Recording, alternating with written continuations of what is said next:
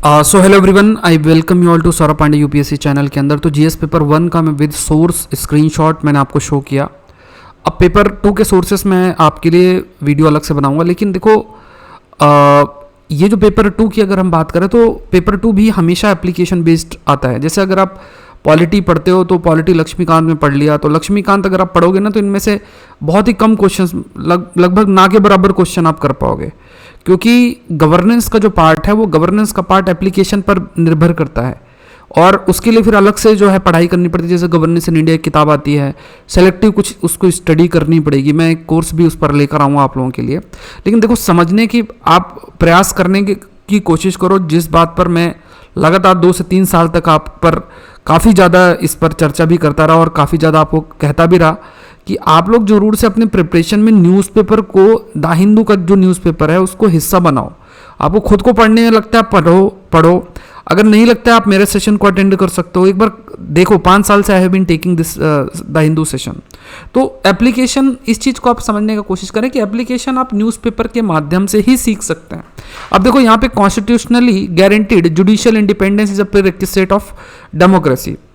अब judicial independence, judicial activism, judicial overreach जैसे topics पे काफ़ी अधिक जो प्रश्न है वो आपका बना हुआ है। तो ये जुडिशियल इंडिपेंडेंस में इन्होंने प्रश्न बनाए, एक डिटेल डिस्कशन हम रखेंगे अलग से।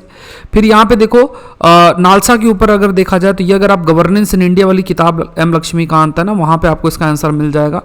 States in India seems reluctant to empower urban local bodies. Urban local bodies पे भी कई एडिटोरियल्स आपके आए हुए हैं।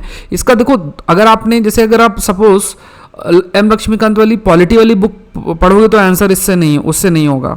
अब यहाँ पे कई बार जब फेडरलिज्म पे चर्चा होती है ना, तो सेंटर स्टेट के रिश्ते और स्टेट और लोकल बॉडी के रिश्ते पर भी चर्चा जो है वो होती है।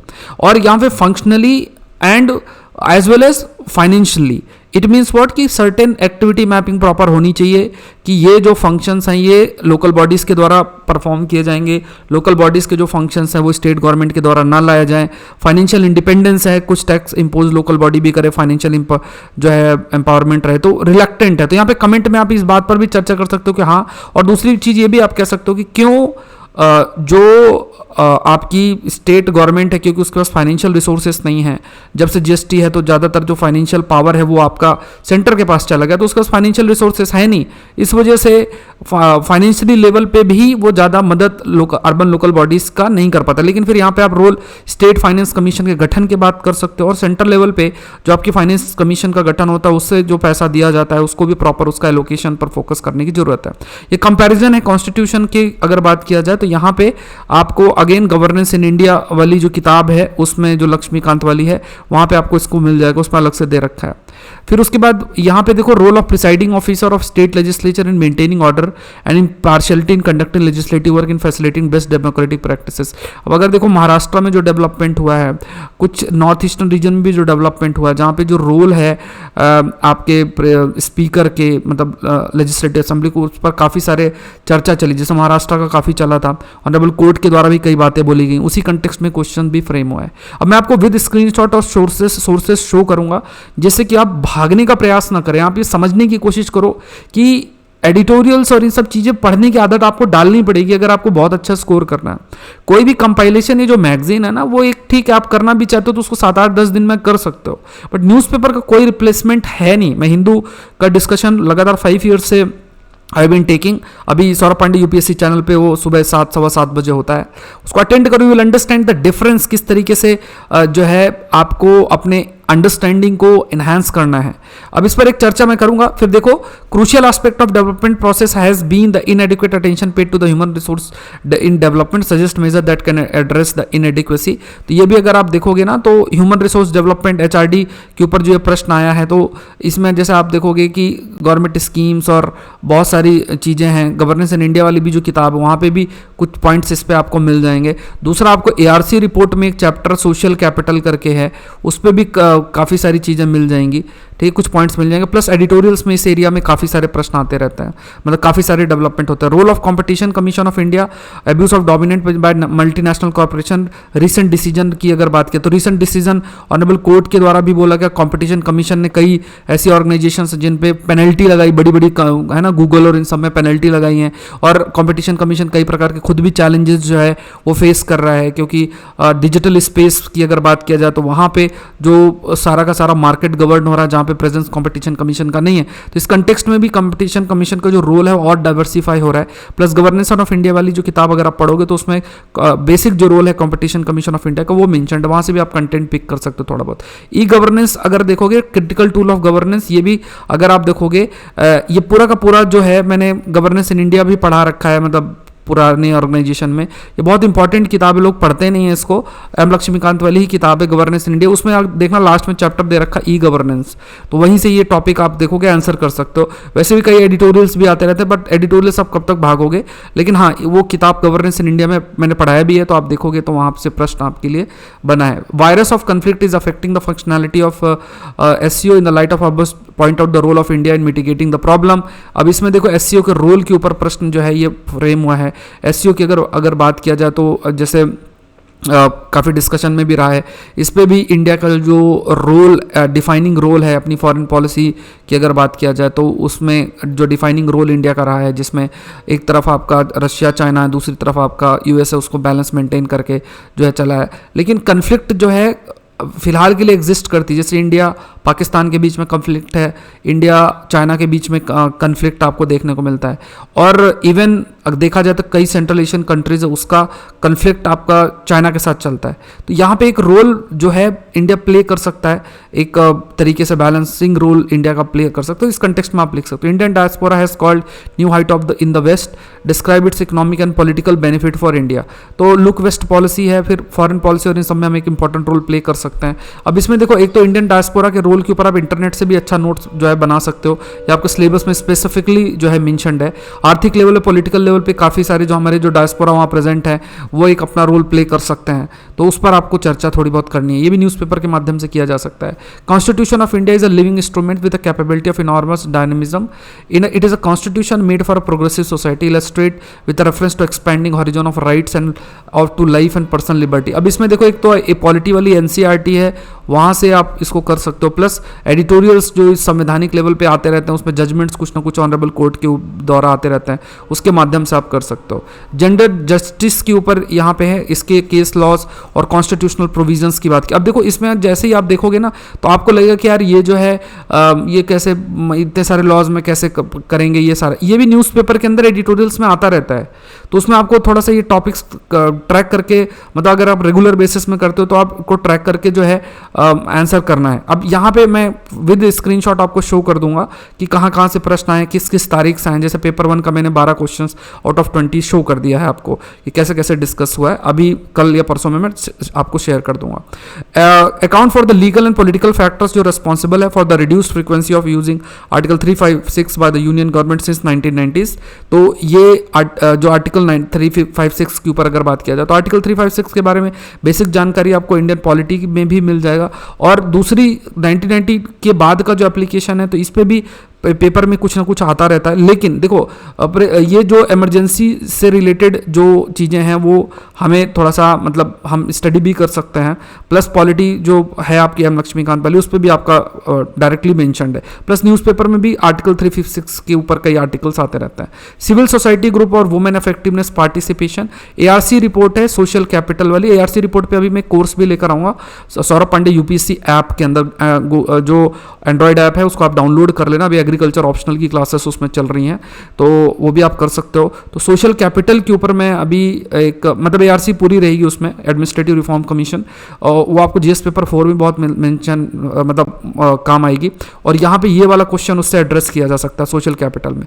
101st constitutional amendment, to what extent does it reflect the accommodative spirit of federalism. तो यहाँ पे जैसे इस पर भी काफ़ी सारी जो चर्चा जो है लगातार आपकी चलती रहती है। तो 101st कॉन्स्टिट्यूशनल अमेंडमेंट आपका किससे रिलेटेड है? देखो, ऐसे जो क्वेश्चंस होते हैं ना, तो ऐसे क्वेश्चंस को पहली चीज़ तो देखो आपका एक जो बेसिक अंडरस्टैंडिंग है वो होनी चाहिए, क्योंकि जैसे मान लो एडिटोरियल कोई आता भी है, कॉम्प्लेक्स टॉपिक है, तो उसको आप इतना आसानी से आंसर नहीं कर पाओगे, मतलब समझ नहीं पाओगे। तो अगर आपने अपने बेसिक्स अच्छे कर रखे, मान लो आपने पॉलिटी पढ़ रखी है और आप इश्यूज को अच्छे तरीके से समझ रहे हो, और समझोगे कब, जब आपको बेसिक चीज़ें थोड़ी सी पता होंगी। तो यहाँ पे क्या आपको नॉलेज का जो इन्हांसमेंट है, उस नॉलेज के इन्हांसमेंट को आप न्यूज़पेपर के माध्यम से ही करोगे। अब इसने 101st कॉन्स्टिट्यूशनल अमेंडमेंट के बारे में पूछा है, तो जीएसटी के बारे में ये टॉपिक है। तो अब यहाँ पे किस तरीके से फेडरलिज्म आपका अफेक्ट हो रहा है, क्योंकि फिजिकल फेडरलिज्म और physical federalism is also linked with, आप कह सकते हैं कि एक कोऑपरेटिव फेडरलिज्म के लिए फिजिकल फेडरलिज्म इंपॉर्टेंट है। इसमें बहुत आर्टिकल, इवन मैंने मेंस का प्रश्न भी इसमें दे रखा है। अब आप लोग कहोगे जो लोग फॉलो नहीं करते हैं तो वो यही कहेंगे नहीं नहीं सर ये तो सब बोलते हैं, ऐसा नहीं है। अब with proof I can show it, but अब क्या है कि बहुत सारी चीज़ें इतना स्प्रेड हो जाती हैं कि कोई अगर सच्चाई में भी बोलेगा तो मानना मुश्किल हो जाता है। लेकिन ठीक है, हमारी जिम्मेदारी यही है कि एक अच्छा कंटेंट जो है वो आपको डिलीवर किया जाए। लेकिन इस चीज़ को आप समझो, आप चाहे किसी को भी फॉलो करो, बट न्यूज़पेपर बहुत बहुत बार बार मैं आपको कहता हूँ बहुत इंपॉर्टेंट है, अंडरस्टैंडिंग आपको इन्हेंस करना।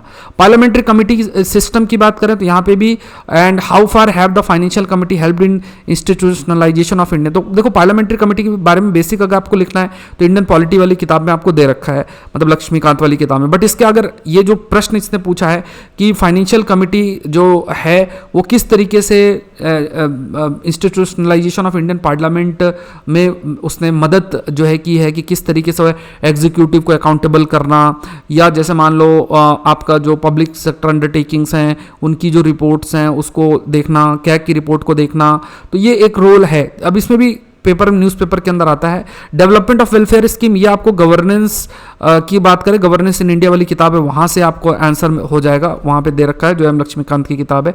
Skill develop has succeeded in increasing various sector, statement analyse the linkage between education skill and employment. अब यहाँ पे देखो एम्प्लॉयमेंट एंड एजुकेशन, ये डेट अभी मुझे याद नहीं है, लेकिन 2023 में ही आर्टिकल आया, आर्टिकल मैं आपसे शेयर कर दूंगा, वहाँ से ये प्रश्न आपका आया है। ठीक है, एक वीडियो सेपरेट बना दूंगा, वहाँ आप देख लेना, वहाँ से आंसर है। तो देखो कुल मिला के क्या है कि एम लक्ष्मीकांत की पॉलिटी वाली किताब पढ़ लो, एम लक्ष्मीकांत की गवर्नेंस इंडिया वाली किताब पढ़ लो, एआरसी रिपोर्ट सोशल कैपिटल वाला और स्टेट एडमिनिस्ट्रेशन वाला जो आपका रिपोर्ट है उसको पढ़ लो, और प्लस न्यूज़पेपर को फॉलो करो। पेपर 2 में बहुत हाई स्कोर आप कर सकते हो, बहुत हाई स्कोर, मतलब 110 टच कर सकते हो। नहीं करेंगे तो फिर मुश्किल हो जाता है। फिर देखो यहाँ पे नाटो के ऊपर है, stronger US Europe strategic partnership work well for India, expansion and strengthening of NATO and stronger US Europe strategic partnership work well for India. What is your opinion about, give reason example to support the answer। अब देखो NATO का expansion है, अब इसमें बहुत चीज़ें आपको mention करनी पड़ेगी।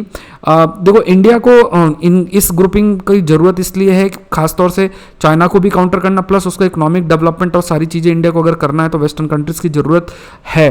प्लस ये भी है कि नाटो का अगर एक्सपेंशन होगा तो विश्व भी पोलराइजेशन होगा, कन्फ्लिक्ट की स्थिति आएगी। तो ऐसी स्थिति में कहीं ना कहीं इंडिया के लिए भी इतना अच्छा नहीं है, विश्व के लिए भी सही नहीं है। हम वासुदेव कुटुंबकम और ये सब बातें जो बोलते हैं, तो ये कुछ आर्गूमेंट्स आप कैरी कर सकते हो। फिर जब हम क्वाड के या इंडो पैसिफिक रीजन के एक्सपेंशन की बात जो है वो करते हैं, तो वहाँ से चाइना भी एक्सपेंड करेगा, तो वहाँ पे एक तरीके से जीरो सम गेम वाली अप्रोच हो जाएगी। दोनों आपस में जो है एक कन्फ्लिक्ट की सिचुएशन बनेगी, उस कन्फ्लिक्ट की सिचुएशन में इतनी चीज़ें आसान नहीं रहेंगी। तो इस पर भी काफ़ी आर्टिकल्स आए हैं। सी इज इंपॉर्टेंट, ये हाई सी ट्रीटी के ऊपर ये प्रश्न, हाई सी ट्रीटी जो साइन हुई थी, तो अभी ये कुछ 4-5 महीने पहले न्यूज़ में थी, तो उसको अगर आपने पढ़ोगे तो हाई सी ट्रीटी के अंदर रोल ही यही है इसका कि एनवायरनमेंट और मैरीटाइम जो सेफ्टी सिक्योरिटी है आपकी, उसकी अगर बात किया जाए, सेफ्टी एंड सिक्योरिटी है, तो उसमें जो आप कैसे हैं, मतलब समुद्र का क्या एक रोल है, और साथ में मतलब उसमें जो आर्गूमेंट्स कैरी आप करके लिख सकते हो, और इंटरनेशनल मैरीटाइम ऑर्गेनाइजेशन के रोल को तो उसी हिसाब से आप डिफाइन भी कर सकते हो। तो काफ़ी सारे लेवल पे जब हाई सी ट्रीटी साइन हुई थी तो कई सारी ऐसी जो ऑर्गेनाइजेशन है, इंटरनेशनल मैरीटाइम ऑर्गेनाइजेशन और इस पर चर्चा आपकी की गई थी। सौरभ पांडे यूपीएससी ऐप आप जरूर से डाउनलोड करें, और एक मैंने अभी ये मैगजीन मतलब पूरा डाल दिया, 2000 टॉपिक्स हैं इसमें। Saurabh Pandey UPSC app download करके इसमें आपको जनवरी से जुलाई जुलाई तक का पूरा कंटेंट मिल जाएगा अलग अलग न्यूज़पेपर से, प्रीलिम्स से रिलेटेड। तो बहुत अल्टीमेट कंटेंट है, इसको जरूर से फॉलो करें और चैनल को जरूर से सब्सक्राइब करें। नहीं किया है ऐसा नहीं कि आप चैनल को सब्सक्राइब ना करें, चैनल को जरूर सब्सक्राइब करें, कमेंट करें। और द हिंदू के लिए आप मुझसे जुड़ सकते हैं मॉर्निंग में 7 साढ़े 7 बजे के बीच में। Thank you everyone, thank you. Agriculture optional के लिए भी आप Saurabh Pandey UPSC app download करेंगे, अभी क्लासेस चल रही हैं तो आप अपने ऑप्शनल की क्लासेस पूरी कर सकते हैं। Thank you.